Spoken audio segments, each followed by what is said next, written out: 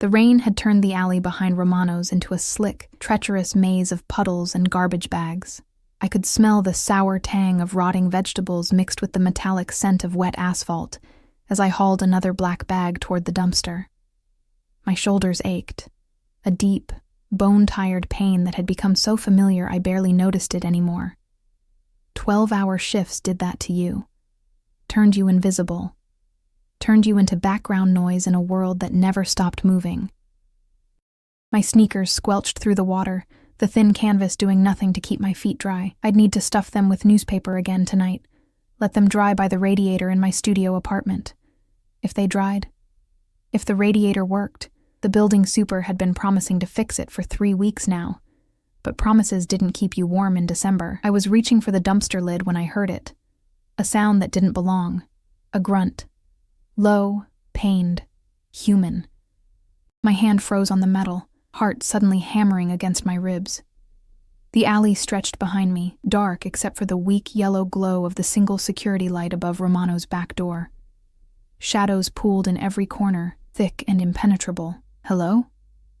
My voice came out smaller than I intended, swallowed by the drumming rain. Another sound. Closer this time. The scrape of shoes against pavement, unsteady, heavy. I should have gone back inside, should have locked the door, and let someone else deal with whatever this was. But my feet moved forward instead, drawn by something I couldn't name. Curiosity. Stupidity. That same reckless instinct that had gotten me into trouble more times than I could count. The man appeared from behind the dumpster like a ghost materializing from smoke. He was tall. So tall I had to tilt my head back to see his face. Even hunched over, one hand pressed against the brick wall for support, he towered over me. His suit was the first thing I noticed. Black, perfectly tailored, the kind of fabric that probably cost more than my monthly rent. It caught the light differently than normal clothes, shimmering slightly even in the dim alley. Rain beaded on the shoulders, rolling off like the material was rejecting the very idea of getting dirty. Then I saw the blood. It spread across his white shirt in a bloom of crimson, stark and terrifying against the pristine fabric. His other hand clutched his side, fingers pressed tight against the wound, but blood seeped between them anyway, dark and thick. Jesus Christ, I breathed. His head lifted, and I found myself staring into eyes so dark they looked black in the shadows. His face was young, younger than the expensive suit suggested. Maybe 30, if that. Sharp cheekbones, a jaw that could have been carved from marble, lips pressed into a thin line of pain. He was beautiful in a way that made your chest tight. The kind of beautiful that belonged on magazine covers or movie screens, not bleeding out in an alley behind an Italian restaurant. Help. The word came out rough, scraped raw. His accent was subtle, but there. Italian, I thought, though I couldn't be sure. Please. Every instinct screamed at me to run. This was trouble. This was danger wrapped in an Armani suit and bleeding all over my Tuesday night. But his eyes, God, his eyes held mine like I was the only solid thing in a world that was tilting sideways. He took a step toward me and his legs gave out. I moved without thinking, lurching forward to catch him. His weight nearly took us both down, but I managed to brace against the wall, my arms wrapping around his torso. He was solid muscle beneath the suit, heavy and warm despite the rain. The smell of him hit me all at once.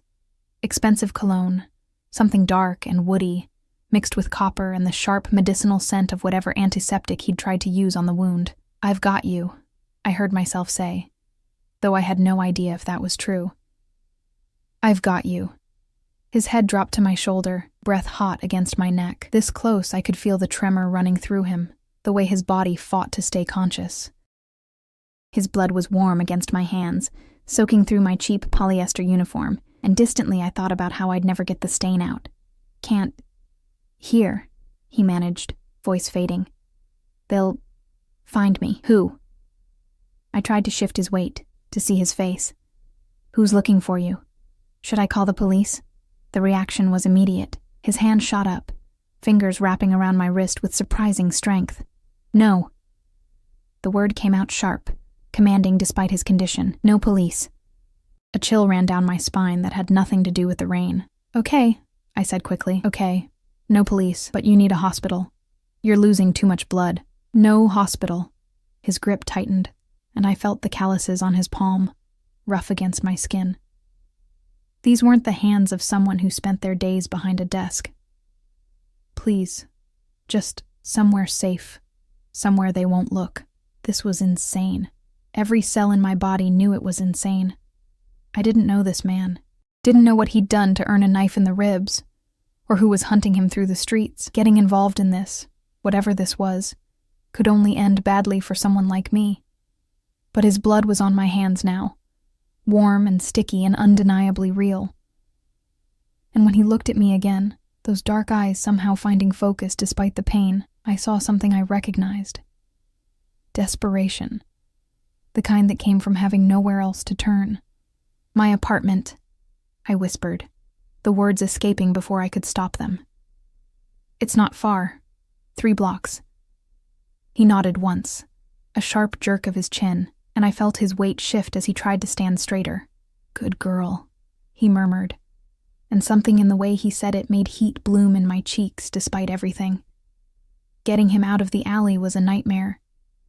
He was too heavy, too tall, and every step sent fresh blood seeping through his shirt. I kept one arm locked around his waist, his arm draped over my shoulders, and tried not to think about what I was doing, tried not to think about my coworker's face when I didn't come back inside, or the cameras that might be watching, or the very real possibility that I was helping a criminal escape. The streets were emptier than usual, the rain keeping most people indoors.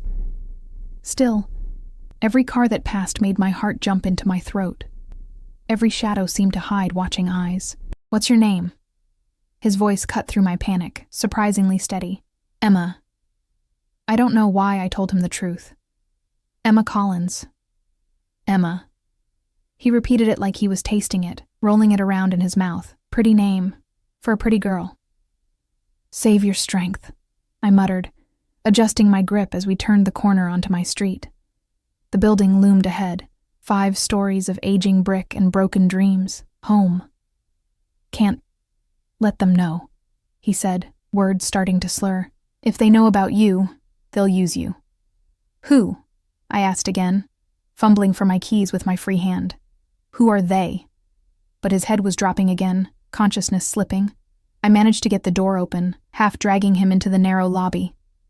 The stairs looked impossibly steep. "Come on," I urged, hiking his arm higher around my shoulders. "Just 3 flights. You can do 3 flights." We made it to the second landing before his knees buckled.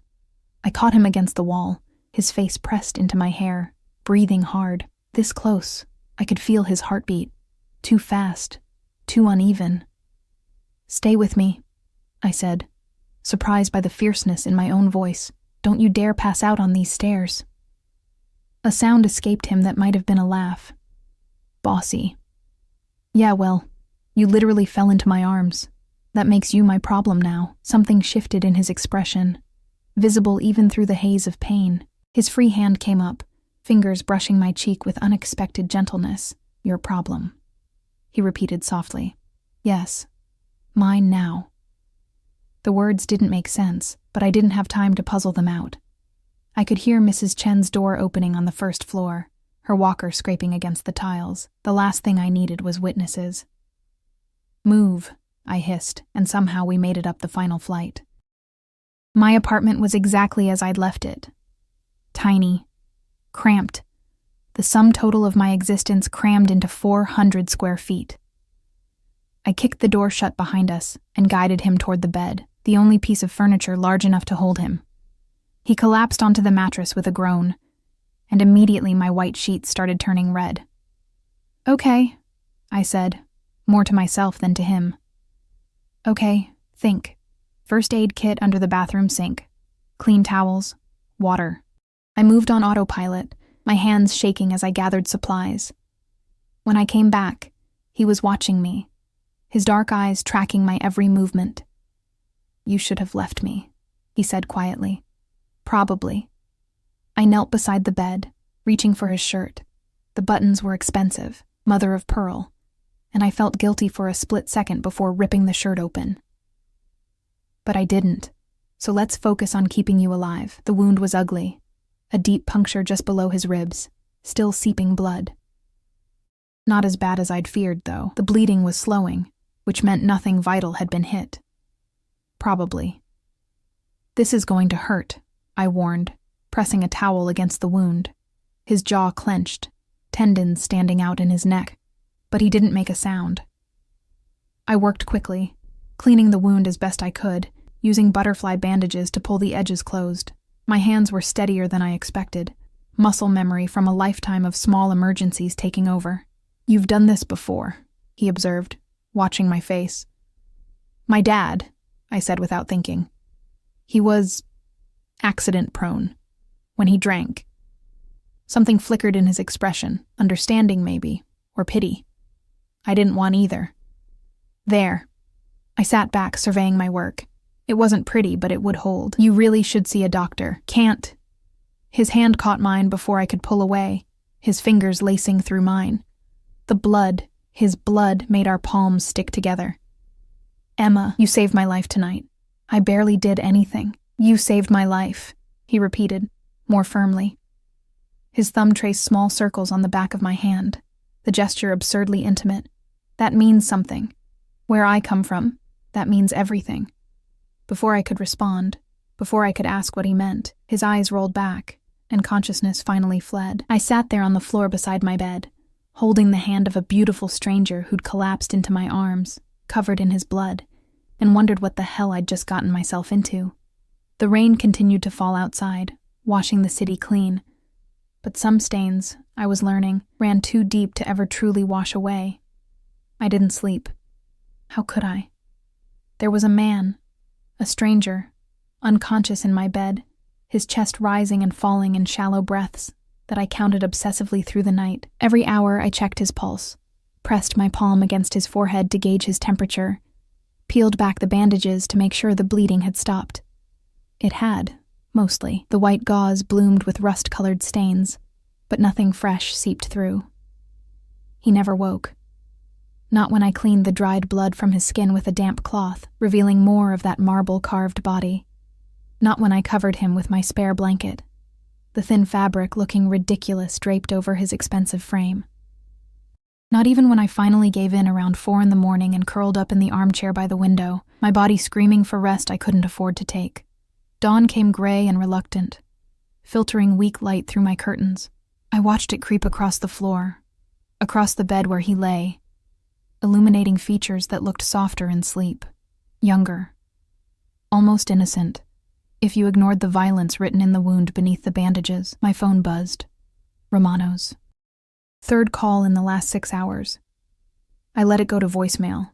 The sound must have reached him because his eyes opened, unfocused at first, then sharpening with alarming speed as they found me across the room. He tried to sit up and immediately fell back with a hiss of pain. "Don't!" I was on my feet before I realized I'd moved, crossing to the bed. "You'll tear the wound open." His gaze locked onto mine, and I felt pinned by it, examined. In the morning light, his eyes weren't black after all. They were the deepest brown I'd ever seen, flecked with amber near the pupils, beautiful and dangerous, like looking into the heart of a fire. "You stayed," he said. It wasn't a question. Where else would I go? It's my apartment. The corner of his mouth lifted, barely, but enough that I caught it. "You could have left. Called someone. Turned me in." "To who? You said no police." I moved to the kitchen area, 3 steps away, everything within arm's reach in this shoebox, and filled a glass with water. "Here, you need to hydrate." He accepted the glass, our fingers brushing. Even that small contact sent electricity up my arm. I told myself it was just adrenaline. Leftover fear from the night before. Told myself I was lying. "What time is it?" he asked after draining half the glass. "Almost 7, Wednesday morning."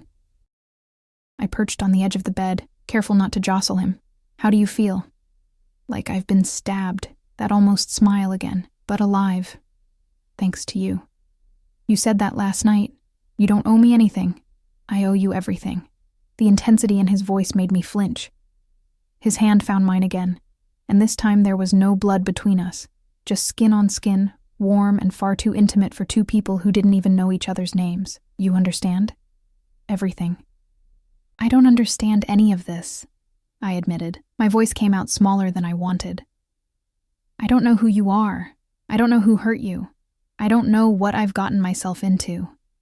He studied me for a long moment, something calculating moving behind those dark eyes.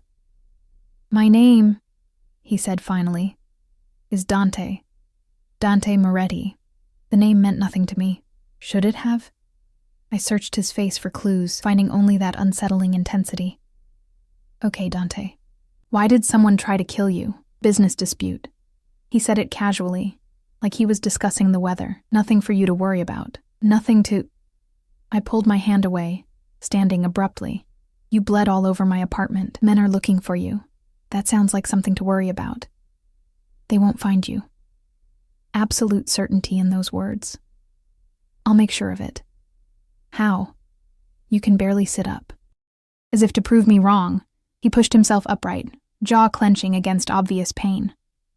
The blanket fell away, revealing his bandaged torso, the hard planes of muscle, the scattering of scars that suggested last night wasn't his first encounter with violence. He was imposing even injured, radiating a kind of controlled power that made my small apartment feel even smaller. I need my phone, he said. My jacket. Where is it? The bathroom. I hung it up to dry. I watched him carefully. Who are you calling?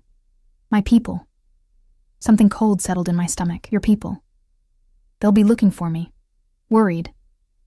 He met my eyes, and for the first time I saw something soft there, almost apologetic. Emma, I need you to trust me.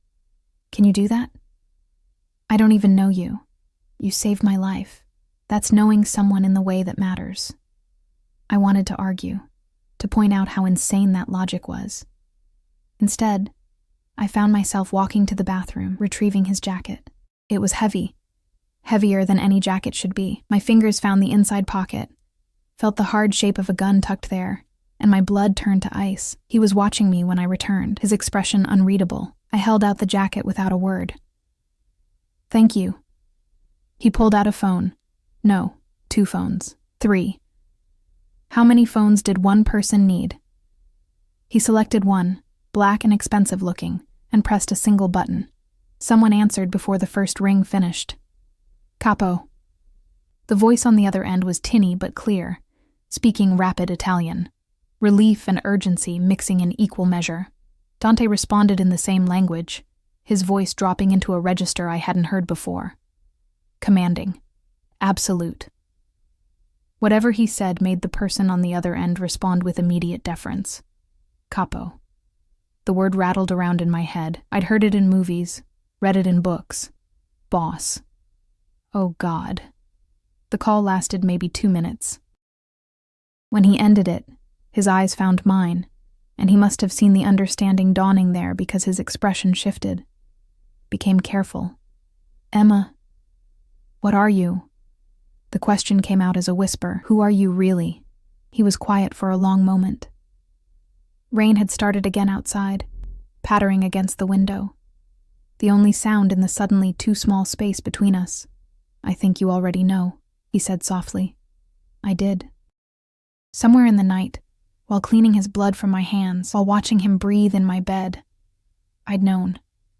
I'd just been too tired, too caught up in the immediate crisis, to let myself think it through. The expensive suit, the gun, the way he'd refused police, refused hospitals, the fear in his voice when he said they'll find me. Mafia, I breathed. That's a crude word. His mouth curved, not quite a smile, but yes, in essence. My legs felt weak. I sat down hard on the armchair, my mind racing. I'd helped a mobster, brought him to my home, let him bleed on my sheets. Every crime show I'd ever watched flashed through my head, every news story about innocent people caught in crossfire. You need to leave, I said. As soon as your people get here, you need to leave and forget this ever happened. I can't do that. Yes, you can. You just... Emma. He shifted, trying to stand, and I saw the pain lance through him. Listen to me. What you did last night, taking me in, helping me. It was brave. Stupid, but brave. And now you're in this whether you like it or not. No. I shook my head, backing toward the door. No, I'm not. I'm nobody. I'm a waitress who made a mistake. You'll leave and I'll forget your face, and that's the end of it. You think it's that simple? His voice was gentle, which somehow made it worse. The moment my enemies saw you with me, and they have eyes everywhere, Emma, everywhere. You became a target, a way to get to me. That's not my problem. It is now. A knock at the door made us both freeze. 3 sharp raps, precise and controlled. Dante's entire demeanor changed. The injured man disappeared, replaced by someone harder, dangerous.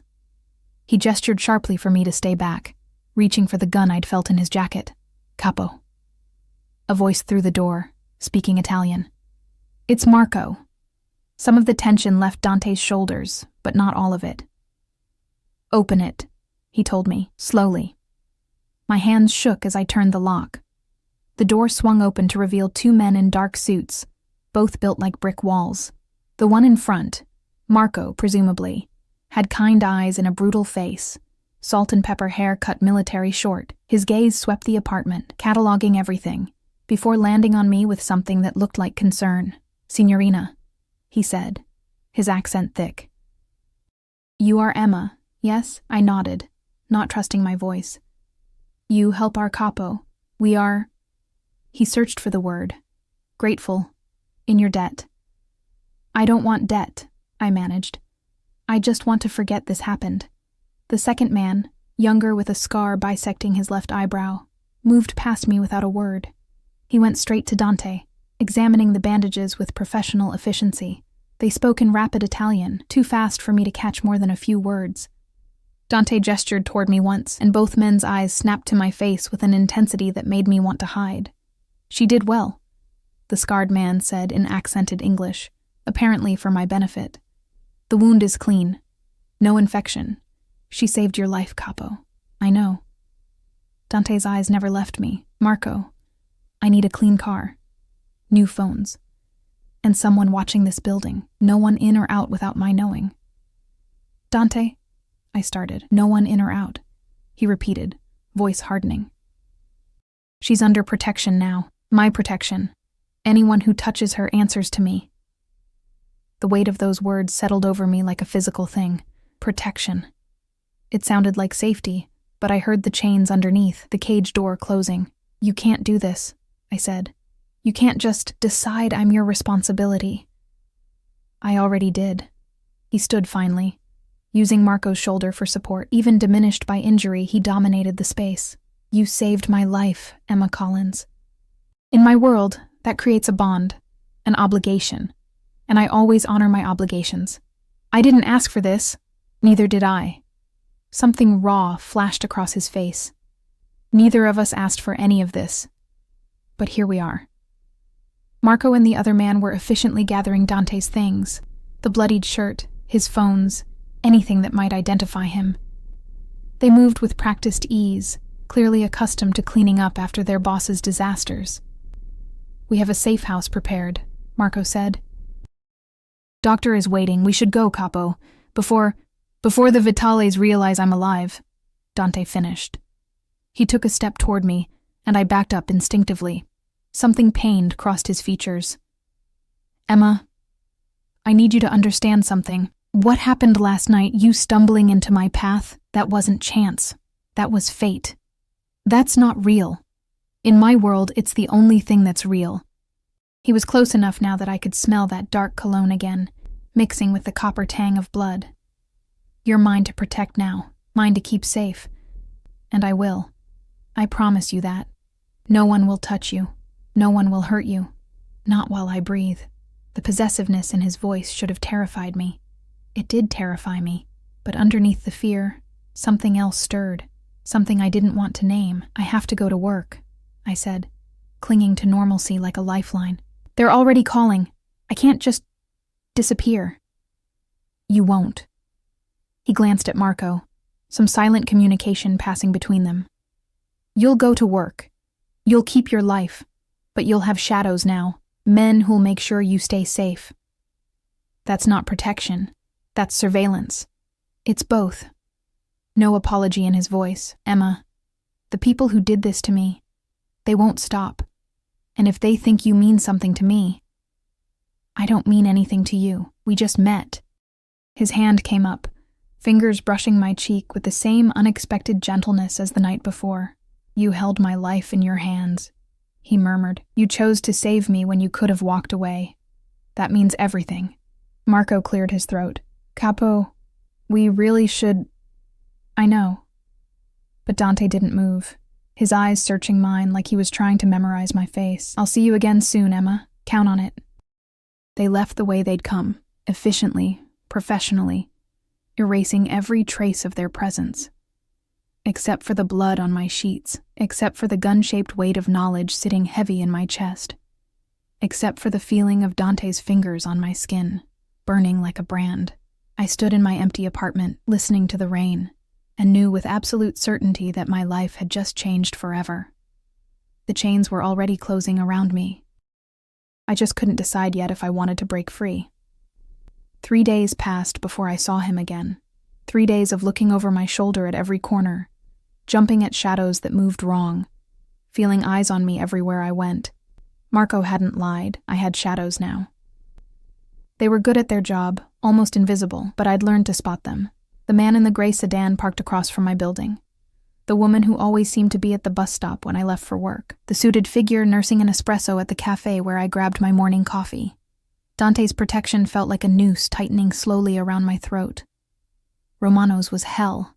I'd called in sick the morning after, my voice rough enough to sell the lie, but I couldn't avoid it forever. When I finally returned, my manager, a perpetually stressed man named Vincent, had pulled me aside with a look that was equal parts concern and suspicion.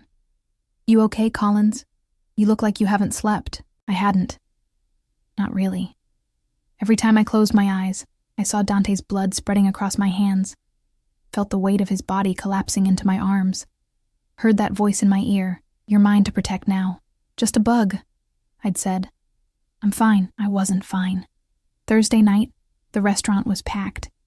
Some corporate event that had every table filled with loud men in loosened ties drinking too much wine and leaving terrible tips. My feet ached, my back screamed, and I'd lost count of how many times someone's hand had accidentally brushed against me when I leaned over to clear plates. I was carrying a tray of dirty dishes toward the kitchen when I felt it, that electric awareness that meant someone was watching me. Not the casual observation of customers waiting for refills, something focused, intense. I turned, scanning the dining room, and found him. Dante sat alone at a corner table, somehow occupying the best seat in the house, even though I knew for a fact we'd been fully booked for weeks. He wore a different suit, charcoal gray this time, perfectly tailored, making him look like he'd stepped out of a magazine spread. No sign of the injury that had nearly killed him. No hint of weakness at all, but his eyes. God. His eyes locked onto me like a predator spotting prey, and I felt the tray slip in my suddenly nerveless fingers. I caught it just in time, the dishes rattling but not falling. My heart hammered so hard I could feel it in my throat. What was he doing here? This was my space, my job, the one piece of normalcy I had left, and he was contaminating it with his presence. Marco appeared at his elbow, leaning down to murmur something in his ear. Dante's gaze never left my face as he responded, a slight curve to his mouth that wasn't quite a smile. I forced myself to turn away, to keep moving toward the kitchen. My hands shook as I set the tray down on the counter. "Emma." Vincent grabbed my arm, his grip tight with barely contained panic. "Table 12 needs you, now." "I'm not assigned to." "You are now. Go, table 12. "Of course." Where else would Dante Moretti sit? I grabbed a notepad, smoothed down my stained apron, and walked across the dining room on legs that felt like water. Every step brought me closer to that corner table, to those dark eyes that tracked my movement with unsettling focus. "Good evening." My voice came out steadier than I felt. Professional, distant. "Can I start you with something to drink?" "Emma." The way he said my name, like he was tasting it, savoring it, made heat crawl up my spine. "Sit down. I'm working." "Sit down." Not a request. A command. delivered in a tone that probably made grown men scramble to obey. I wasn't going to obey. I was going to tell him exactly where he could shove his orders, consequences be damned. But then I saw Vincent watching from across the room, saw the barely disguised terror in his expression, and realized my boss knew exactly who Dante was. Everyone probably knew who he was, except me. I'd been the only one stupid enough not to recognize a predator when he collapsed into my arms. I sat. Better. Dante leaned back, studying me with that unnerving intensity. He looked completely recovered, no hint of pain in his movements. You've been avoiding me. I haven't been avoiding you. I've been living my life, with my men watching your every move. Your men are hard to miss. His mouth curved into a genuine smile this time, and the transformation was devastating. It softened the harsh lines of his face, made him look younger, almost approachable. Almost. They're supposed to be invisible, he said. I'll have to retrain them. Or you could call them off entirely. I kept my voice low, aware of the other diners around us. You said I could keep my life. Having bodyguards follow me everywhere isn't keeping my life. It's keeping you alive. There's a difference. He gestured to Marco, who immediately stepped forward with a bottle of wine I knew cost more than my weekly paycheck. The Vitalis are angry. They lost men in the ambush that night. They're looking for revenge. That has nothing to do with me. It has everything to do with you. He poured wine into 2 glasses, sliding one across the table to me. They know someone helped me escape. They're searching for that person, and when they find you, if they find me, I interrupted. Maybe they won't. Maybe I'm not that important to your little war. Something dangerous flashed in his eyes. You're important to me. That makes you important to everyone. The words hung between us, heavy with implication. I picked up the wine glass just to have something to do with my hands, taking a sip that burned all the way down. Why are you here? I asked finally. Why come to my work? Risk being seen? I wanted to see you. Simple. Direct. Like it was the most natural thing in the world. I've been thinking about you, Emma. For 3 days, I've thought about nothing else. That should concern me. It does concern me, but I can't seem to stop. My pulse jumped. You don't know me. I know you saved my life. I know you're brave enough to take in a stranger bleeding in an alley. I know you work yourself to exhaustion in this place, and still your boss looks at you like you're disposable. His jaw tightened. I know more than you think. You had me investigated. Of course I did. You became my responsibility the moment you touched me. I needed to know everything. Your name, your history, where you live, what you fear. He leaned forward, elbows on the table, and the intensity rolling off him made it hard to breathe. I know your father died 2 years ago. Liver failure. I know you're alone in this city, working 3 jobs just to keep that apartment. I know you're stronger than you have any right to be. Anger sparked in my chest, hot and defensive. You have no right to dig into my life. I have every right. You're mine now. I'm not yours. I'm not anyone's. Emma. The way he said my name this time was different. Softer. Almost gentle.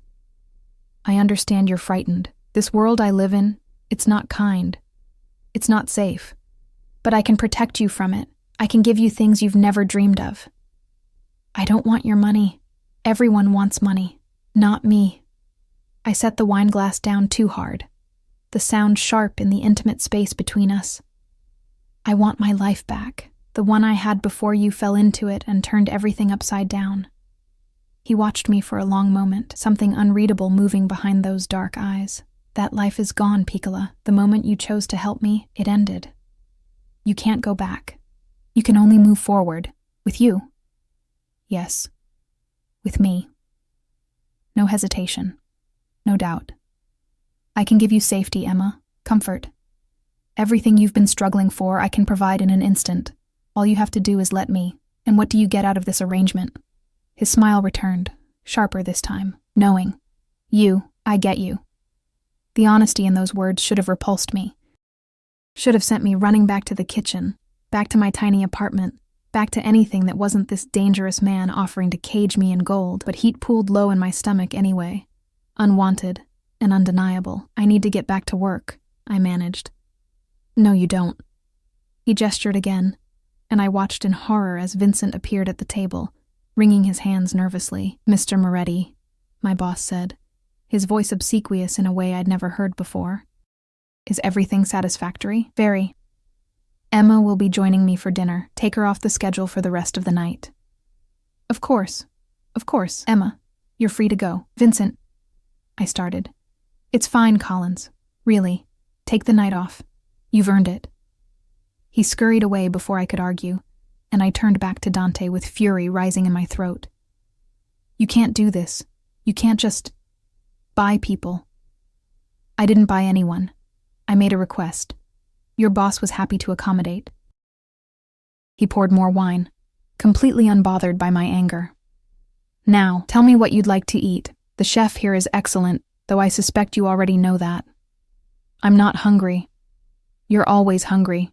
You work yourself to exhaustion and barely eat. That changes now."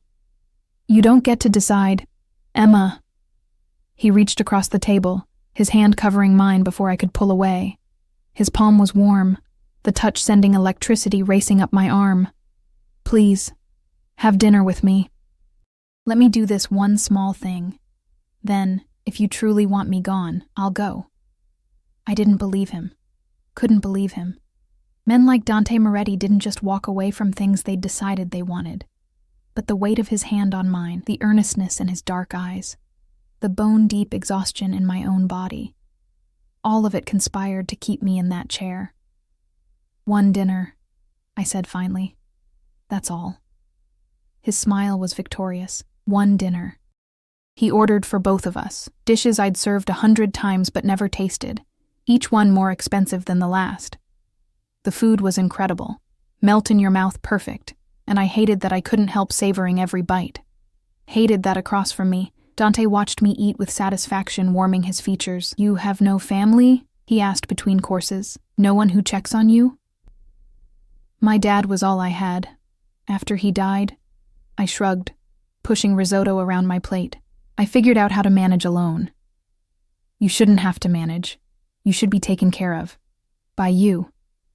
"Yes, by me." He said it like it was inevitable, like the universe had already decided, and we were just playing out the script. "I can give you a better life, Emma, a real home. Security. All you have to do is say yes." "To what exactly? What are you asking me?" He was quiet for a moment, considering. "I'm asking you to let me keep you safe. To accept my protection. To stop fighting this thing between us and see where it leads. There's nothing between us. We're strangers.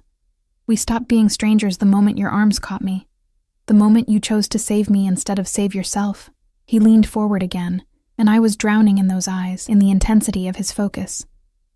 "I've done terrible things, Emma. Things that would make you run screaming if you knew the details. But with you..." He paused, something almost vulnerable crossing his face. "With you, I want to be better. You make me want to be better." "That's not fair." My voice came out hoarse. "You can't put that on me. I'm not responsible for your redemption." "I'm not asking you to redeem me. I'm asking you to let me worship you." The word hit me like a physical blow. Worship. As if I was something precious, something sacred, instead of a broke waitress with nothing to offer. "You're insane," I whispered. "Probably." His thumb traced circles on the back of my hand, the gesture hypnotic. "But I'm also serious, deadly serious. You're in my head, Emma Collins, in my blood, and I don't think you're ever leaving." A crash from across the room shattered the moment.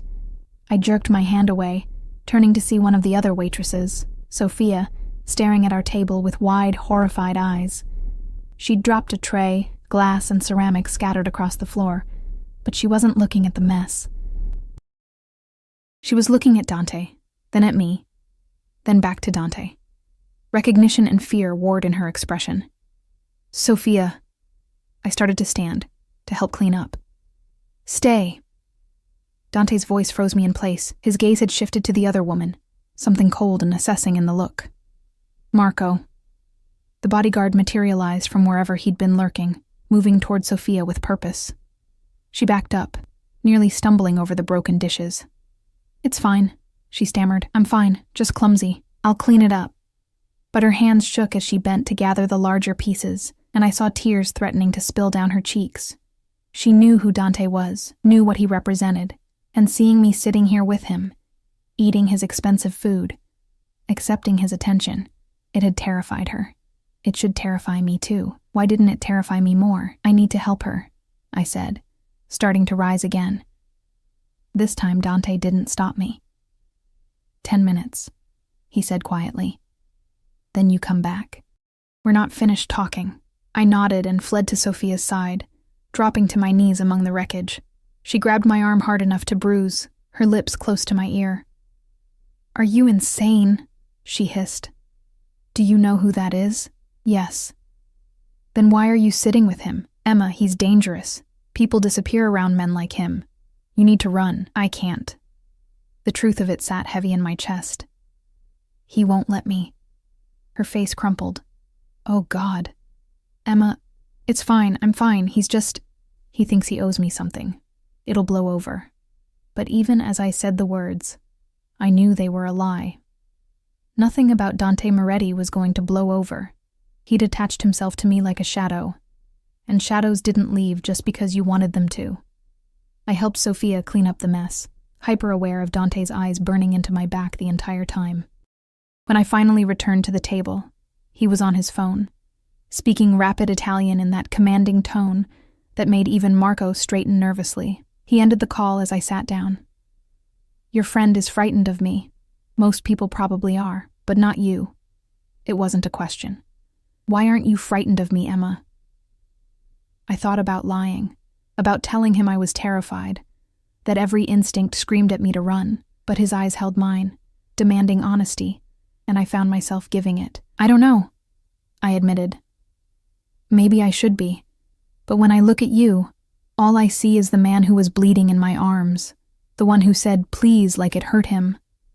That man didn't seem dangerous. He seemed human. Something shifted in his expression. Surprise, maybe, or something deeper.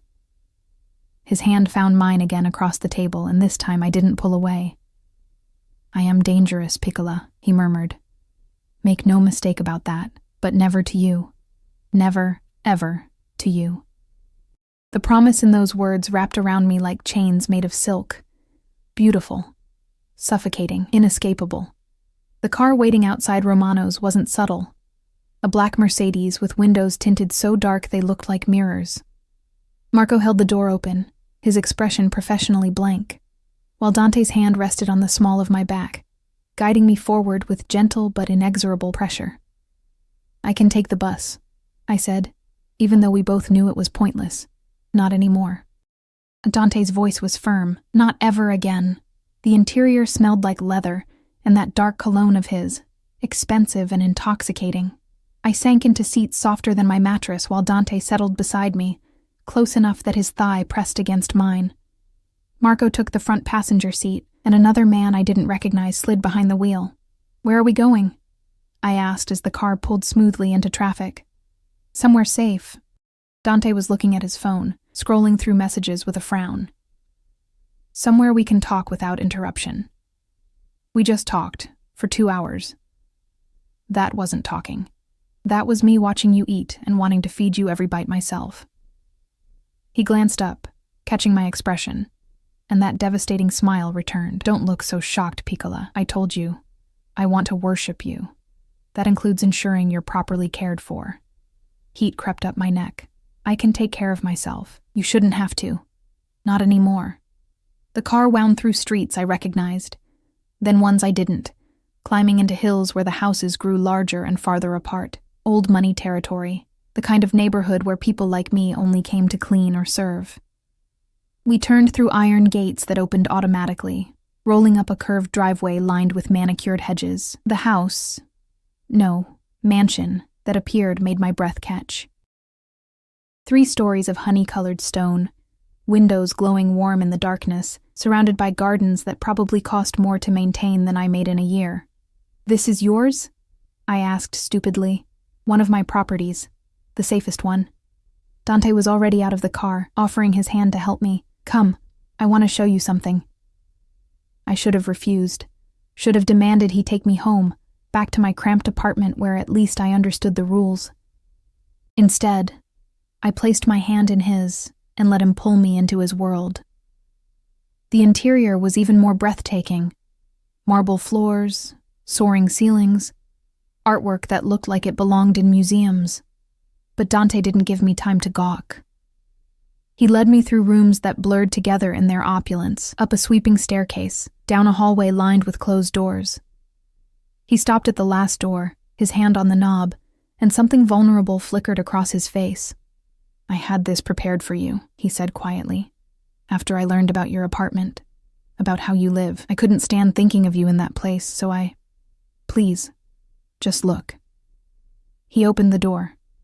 The room beyond stole my breath. It was huge, easily 3 times the size of my entire apartment, decorated in soft creams and golds that caught the light from crystal lamps.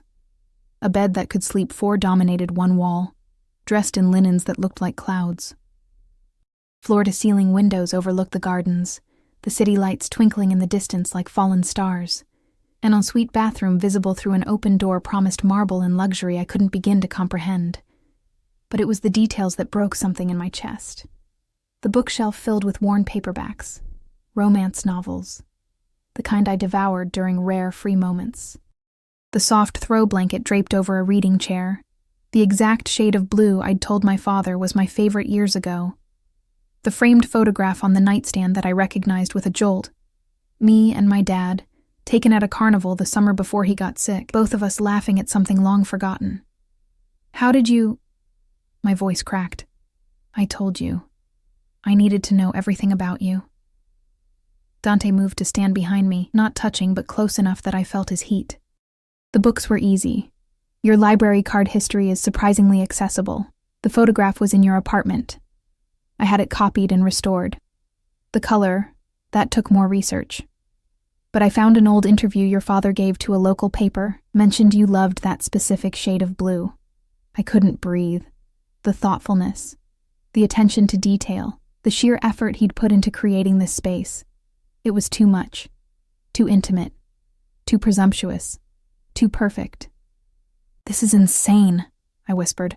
"You can't just make me a room in your house." "I can. I did." His hands settled on my shoulders, warm and possessive. "Emma, I meant what I said at dinner. I want to take care of you. This room, this house, it's all yours if you want it. No strings, no expectations. Just let me give you the life you deserve. I barely know you." But I didn't pull away from his touch. Couldn't. "Then get to know me."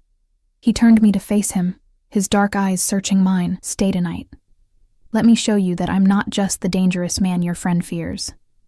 Let me prove I can be good for you." Every rational thought screamed at me to refuse. To run back down those stairs, out those gates. Back to my small, safe life where men like Dante Moretti only existed in movies and cautionary tales. But his hands were so gentle on my shoulders, and the room behind me promised comfort I'd never known. And exhaustion, bone-deep, soul-crushing exhaustion, made the thought of sleeping in that cloud-like bed almost irresistible. One night, I heard myself say, "That's all." The smile that crossed his face was pure triumph. One night. He left me alone to explore the room, to discover the walk-in closet filled with clothes in exactly my size, the drawers stocked with toiletries and personal items I hadn't known I needed, every detail considered, every comfort anticipated. It should have felt like a cage. Instead, it felt like coming home. I showered in that marble bathroom, standing under water pressure that actually worked, using products that smelled like heaven, and probably cost more than my weekly grocery budget. When I emerged, wrapped in the softest robe I'd ever touched, I found Dante had returned. He sat in the reading chair, still in his suit, but with the jacket discarded, sleeves rolled up to reveal forearms that were pure corded muscle. "Better?" he asked, his eyes tracking the water still dripping from my hair. "Yes." I clutched the robe tighter. "Thank you." "Don't thank me. This is the bare minimum of what you deserve." He stood, moving toward me with that predatory grace. "Emma, I need to tell you something. About what happened the night we met." My stomach tightened. "Okay." "The man who stabbed me, His name was Enzo Vitale, third son of the Vitale family, one of our biggest rivals. Mum, he kept his distance, like he sensed I needed space. We'd arranged a meeting to discuss territories, try to avoid all-out war, but it was a trap.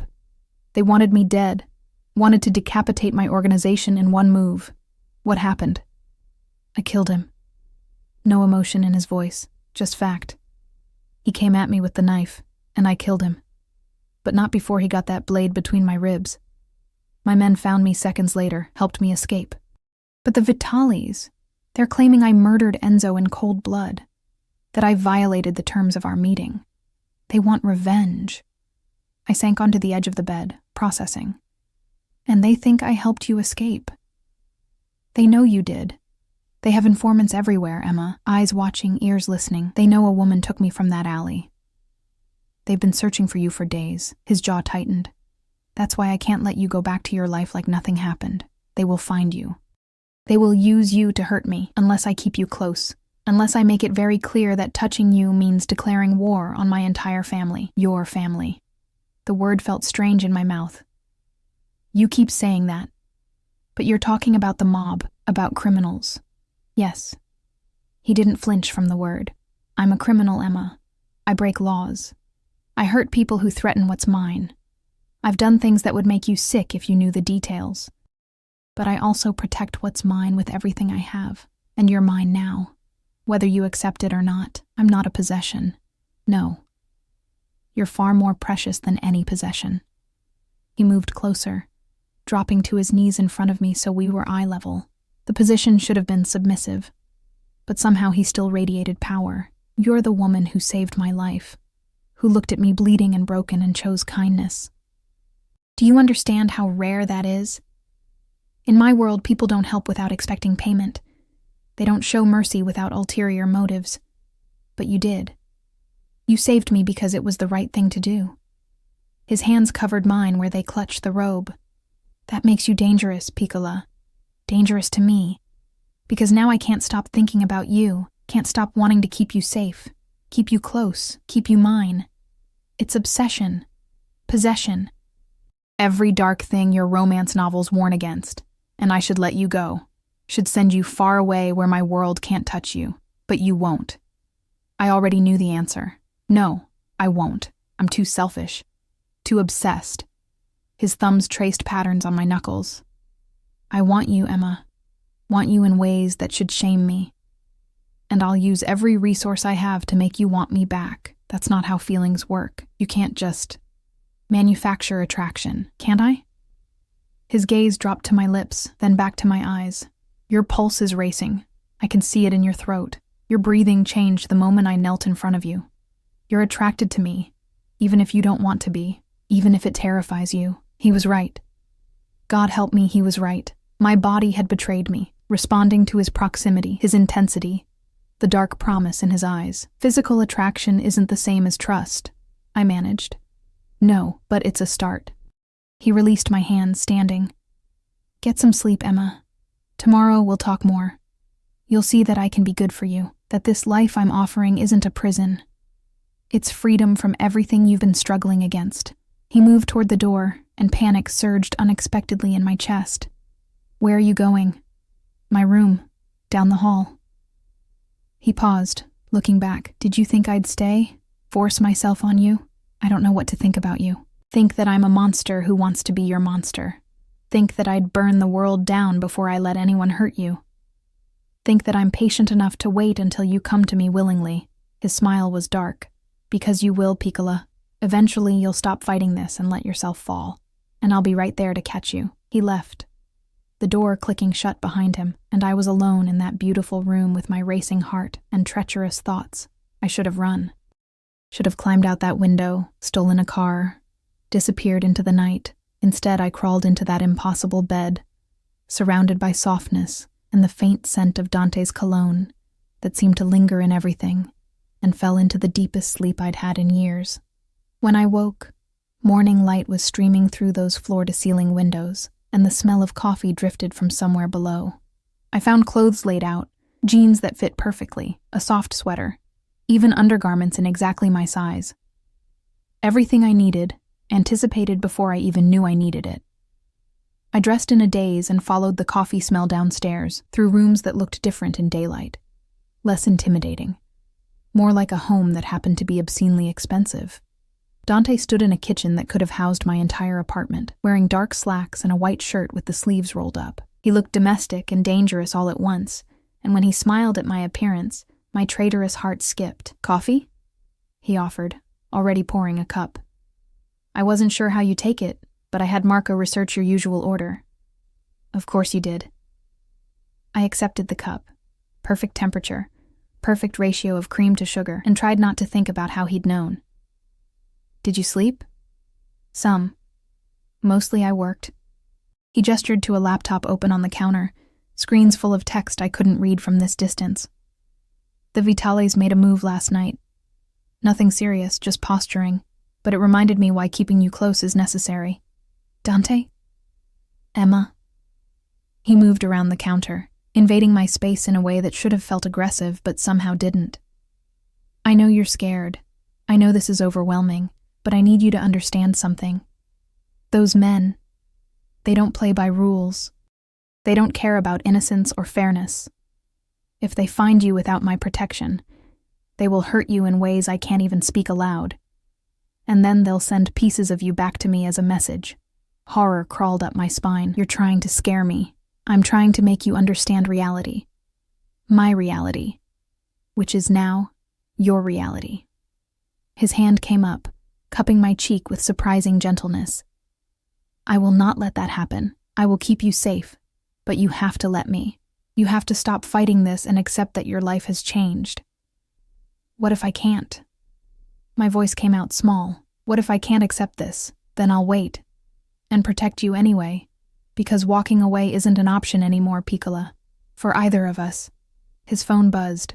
Harsh, insistent. He glanced at the screen, and something cold passed over his features. "Marco needs me. Business that can't wait." He looked back at me, conflicted. "Will you be here when I return?" It was the first time he'd phrased it as a choice. The first time he'd acknowledged I could leave if I truly wanted to. I thought about my apartment, probably being watched by Vitale men. My job, where Sophia had looked at me with such fear. The life I'd built that suddenly felt like tissue paper, fragile, temporary, ready to tear at the first strong wind. Then I thought about this kitchen, the room upstairs, the way Dante's eyes softened when they landed on me, the safety he promised. Even if it came wrapped in possession and control. "I'll be here," I whispered. The smile that crossed his face was pure relief. He pressed a kiss to my forehead, chaste, reverent, and then he was gone. Marco and 2 other men materializing to follow him out. I stood alone in that enormous kitchen, coffee cooling in my hands, and wondered if I'd just made the biggest mistake of my life, or if, somehow, I'd just chosen to save myself the same way I'd saved him. The cage door had closed. I just couldn't tell yet if I was the prisoner or if I'd found sanctuary. Blocko 5. 2 weeks. That's how long it took for my old life to become a memory, something distant and half-forgotten like a dream upon waking. 2 weeks of living in Dante's mansion, surrounded by luxury I'd never imagined, protected by men who materialized from shadows whenever I so much as thought about leaving. 2 weeks of falling. I told myself I was just being practical. That staying here, accepting his protection, was survival instinct and nothing more. But that lie grew harder to maintain every time Dante came home and sought me out first, before his men, before his business, before everything else that demanded his attention.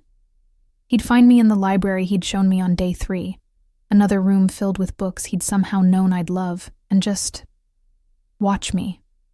Those dark eyes tracking my movements like I was something precious he couldn't quite believe was real. "Tell me about your day," he'd say, settling into the chair across from mine, and I'd find myself talking about the books I'd read, the gardens I'd explored, the strange domesticity of living in a house with a dozen people who all deferred to me like I was someone important. In return, he told me pieces of himself, careful pieces, edited for my protection, but pieces nonetheless. About growing up in his world, inheriting power at 23 when his father was killed, about the weight of protecting not just himself, but hundreds of people who depended on him, about the loneliness of trust being a luxury he couldn't afford until you, he'd said one night, wine making him more honest than usual. You don't want anything from me except to be left alone. That's refreshing. I don't want to be left alone anymore, I'd admitted before I could stop myself. The look in his eyes had burned. Now it was Friday evening, and I stood in front of the mirror in my room. My room. I'd started thinking of it, which was dangerous, smoothing down the dress Dante had sent up. Deep emerald green, designer label. Probably worth more than I used to make in 3 months. It hugged curves I usually hid under baggy uniforms, made me look like someone who belonged in his world. A knock at the door made my pulse jump.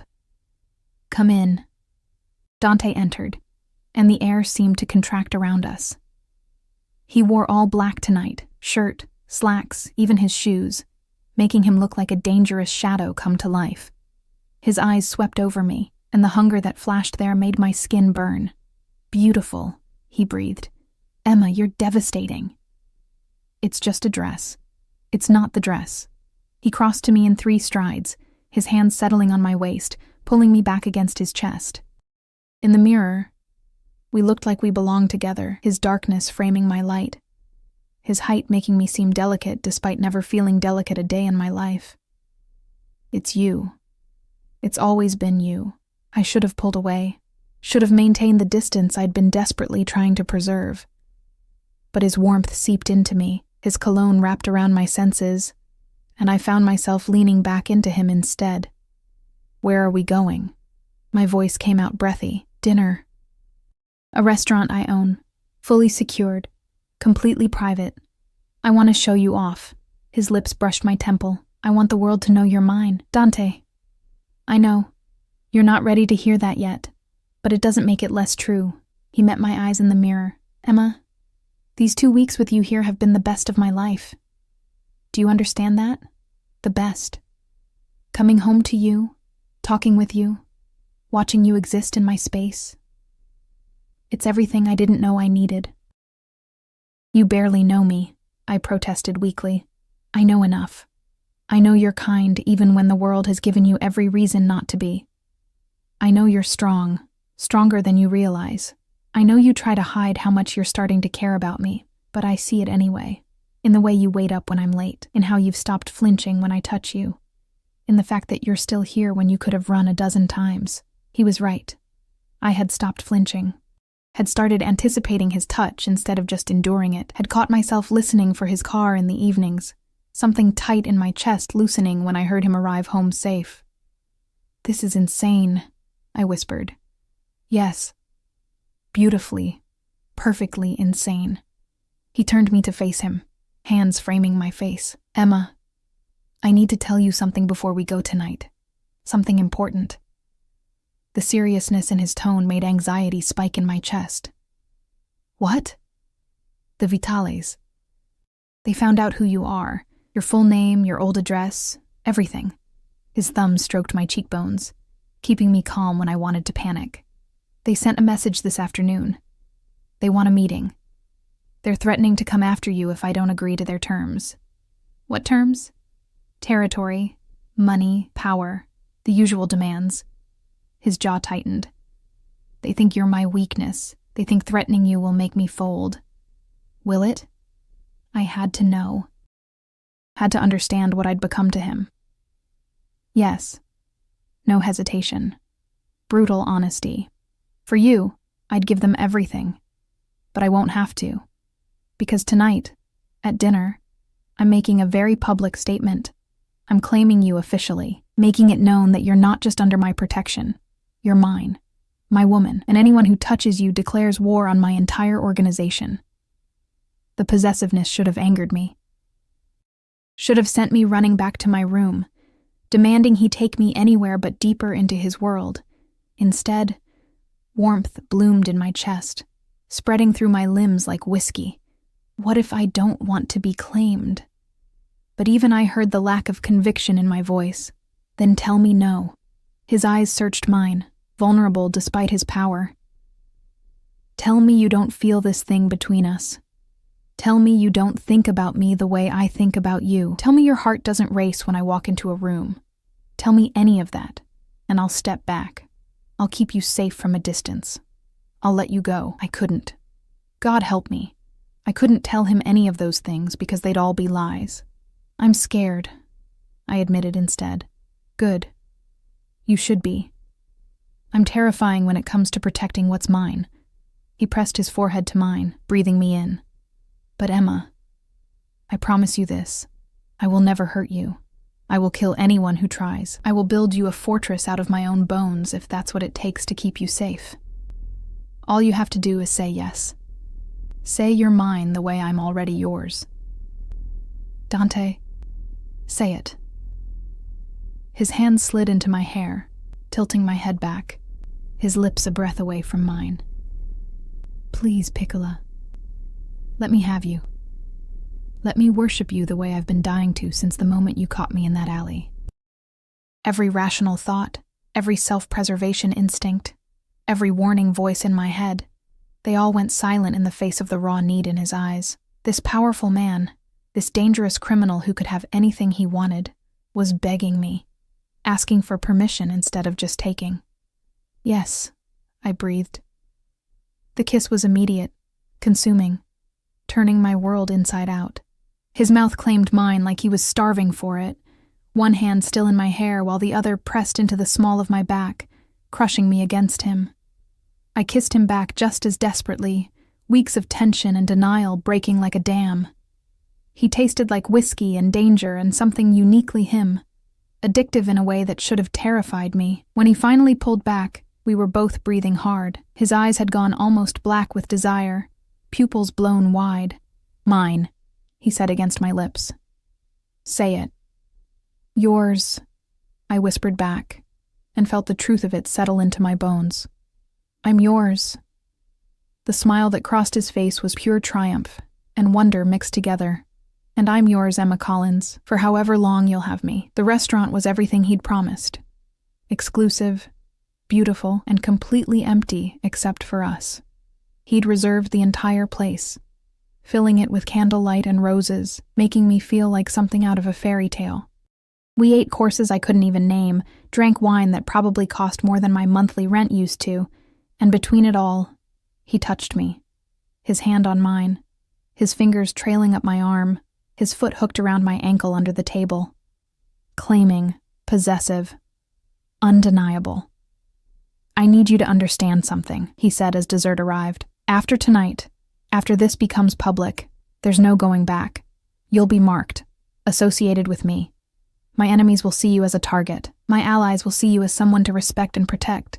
Your old life, it ends permanently. It already ended, I said. The night I caught you. I just didn't know it yet. No regrets? I thought about my cramped apartment, my exhausting jobs, the loneliness that had become so normal I'd stopped noticing it. Then I thought about waking up in that beautiful room, having coffee with Dante in the mornings, the way his face softened when he looked at me. No regrets, I confirmed. Not about you. Something vulnerable flashed in his eyes. Emma, I need to tell you something else. About that night. About why I was in that alley in the first place, okay? I was running. Not just from Enzo, but from the meeting entirely. Because I knew it was a trap. My instincts screamed at me to get out. And I did. I ran like a coward instead of fighting. His hand tightened on mine. If I'd stayed, if I'd faced them directly, none of this would have happened. You'd still be living your life, oblivious to my world, safe. But we wouldn't have met. No, we wouldn't have. He looked almost haunted. Sometimes I wonder if that would have been better. For you. I reached across the table, cupping his cheek the way he so often did to me. I saved you for a reason, Dante. Maybe fate, maybe chance, I don't know. But I don't regret it. Not the choice I made that night, and not the choices I'm making now. He turned his head, pressing a kiss to my palm. I love you. The words were quiet, but they hit like thunder. I know it's too soon. I know I shouldn't feel this much this fast. But I do. I love you, Emma. Obsessively. Completely. In ways that would probably concern a therapist. My heart stuttered. Dante, you don't have to say it back. I just needed you to know. Needed you to understand that this isn't just possession or obsession or my need to protect you. It's love. Real, terrifying, all-consuming love. Tears pricked my eyes. You're insane. For you? Absolutely. He stood, coming around the table to pull me to my feet. Dance with me. There was no music, but I let him pull me close anyway. Let him sway us in a gentle rhythm only he could hear. His hand splayed possessively across my lower back, holding me against him, while I rested my head on his chest and listened to his heartbeat. Strong, steady, alive because I'd chosen to save him. I think I'm falling for you too, I admitted into his shirt. I think I have been since you said please in that alley. His arms tightened around me. Yeah? Yeah, it's terrifying. Good terrifying or bad terrifying? I pulled back to look at him, at this beautiful, dangerous man who'd turned my world upside down and somehow made it better. Good terrifying. The kind that feels like standing at the edge of a cliff, knowing you're about to jump but trusting someone will catch you. I'll always catch you, he promised. Always. He kissed me again, slower this time, savoring instead of consuming. When he finally pulled back, his smile was soft. Come on. I want to show you something. He led me outside, where Marco waited with the car, but instead of the mansion, we drove deeper into the city, stopping at a building I recognized. My old apartment complex. Why are we here? I asked, confused. Because you need closure. He helped me out of the car, keeping my hand in his. One last look at what was, so you can fully embrace what is. We climbed those familiar stairs. Stairs I'd helped him up just 2 weeks ago, both of us bleeding and desperate. My apartment door had a new lock, but Dante had a key. Of course he did. Inside, everything was exactly as I'd left it, except cleaner. The blood-stained sheets were gone, replaced with new ones. My few possessions had been packed carefully into boxes, labeled and ready to move. I had my people come through, document everything, pack what you might want to keep, Dante explained. The rest, the furniture, the kitchen supplies, I'm donating to a women's shelter. Unless you want any of it. I walked through the tiny space, seeing it with new eyes. Had I really lived here? Had this cramped dark box really been home?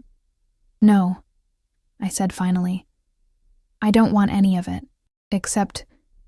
I grabbed the worn photograph of me and my dad from the nightstand, the original that Dante had copied. Just this. Then it's yours. He watched me carefully. Emma, this place, you're sure you're ready to leave it behind? I looked around one last time, at the radiator that never worked, at the water stains on the ceiling, at the life I'd built out of necessity and stubbornness. It had served its purpose, kept me alive, kept me moving forward, but it had never been more than survival. Dante offered me more than survival. He offered me life. I'm sure, I said, turning back to him. Take me home. The smile that crossed his face was brilliant. Home, he repeated, like he was testing the word. Yes, let's go home. The drive back felt different, lighter, like I'd shed some invisible weight I hadn't realized I'd been carrying. When we pulled through those iron gates, when I saw that beautiful house lit up against the night sky, something in my chest unlocked completely. This was home now. He was home now. Inside, Dante pulled me close again, his hands framing my face with that gentleness that never failed to surprise me. Emma Collins, you've made me the happiest man alive tonight. You know that? I'm starting to realize it. Good. Because I plan to spend every day proving I'm worthy of the gift you've given me. His thumb traced my lower lip. Your trust. Your presence. You, Dante. I covered his hands with mine. I love you too. I don't know if it's smart or safe or sane, but I do. I love you. The kiss he gave me was different from the others. Softer, deeper, full of promise instead of just passion. When he swept me into his arms and carried me up those stairs, I didn't protest. When he laid me on that cloud-like bed and worshipped every inch of me the way he'd promised, I surrendered completely. And later, when I lay wrapped in his arms, listening to his heartbeat slow as he drifted toward sleep, I realized something fundamental had shifted.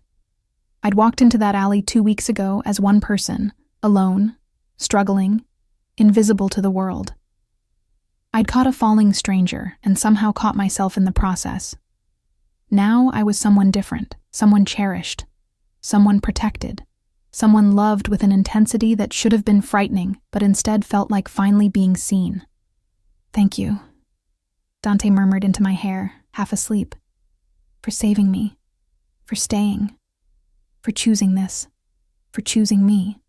Thank you for falling into my arms, I whispered back. His arms tightened around me, possessive even in sleep, and I let myself sink into it, the possession, the protection, the fierce devotion of a man who'd turned my world upside down and somehow made it right. The cage had become a sanctuary, the chains had become wings, and the stranger who'd collapsed into my arms had become home. Outside, rain began to fall again, soft, cleansing, washing away the last traces of who I used to be. But inside, wrapped in warmth and safety and love, I'd never felt more free. This was my new life, my choice, my future. And I was finally, fully, completely ready to embrace it.